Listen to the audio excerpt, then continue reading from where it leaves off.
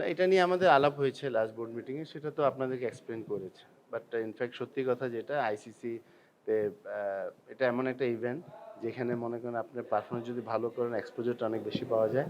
আর যদি খারাপ করেন তাহলে কিন্তু আপনার ওটার নেগেটিভ নিউজটা অনেক বেশি আসে। তো নরমালি আমরা যেমন লাস্ট ওয়ার্ল্ড কাপে কিন্তু খুব খারাপ করেছি ইন্ডিয়ায়। তারপর টি-20 কিন্তু আসলে ২-১ টা ম্যাচ আমাদের জিতার সম্ভাবনা ছিল।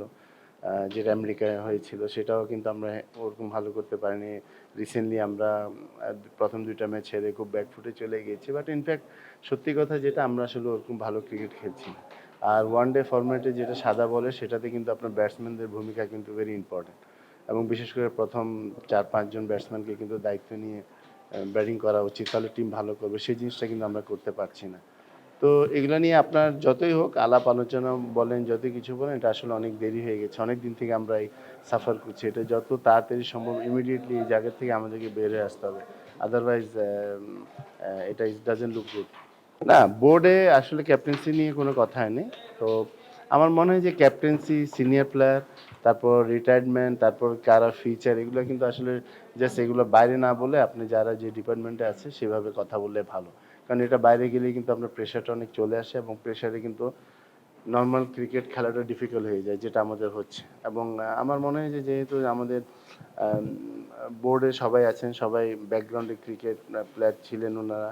তো আমার মনে হয় এসব নিজেরা আলাপ আলোচনা করলে ভালো। এবং যে ক্যাপ্টেন্সি নিয়ে ইনফ্যাক্ট ওই ধরনের কোনো কথা আমাদের মধ্যে হয়নি। বাট তারপরে আমি মনে করি যে যে ফরম্যাটে যে ক্যাপ্টেন হবে ওকে পুরো দায়িত্বটা নিতে হবে এবং ওর পারফরমেন্স হলো মেইন। ও যদি পারফরমেন্স করতে পারে তাহলে টিমকে খুব ভালোভাবে সে পরিচালনা করতে পারবে।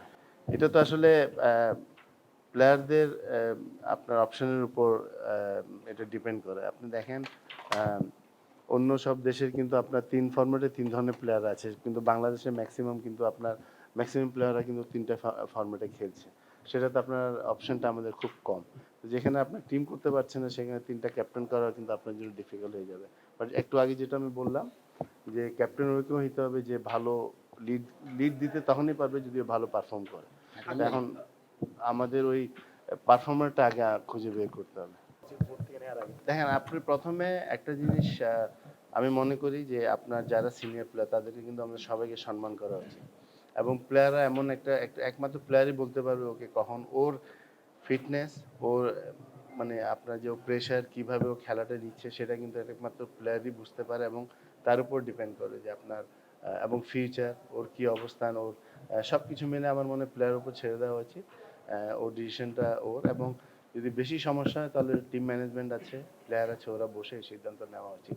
আমার মনে হয় এসব নিয়ে বাইরে আলাপ আলোচনা করাটা এটা সম্মানজনক দেখায় না।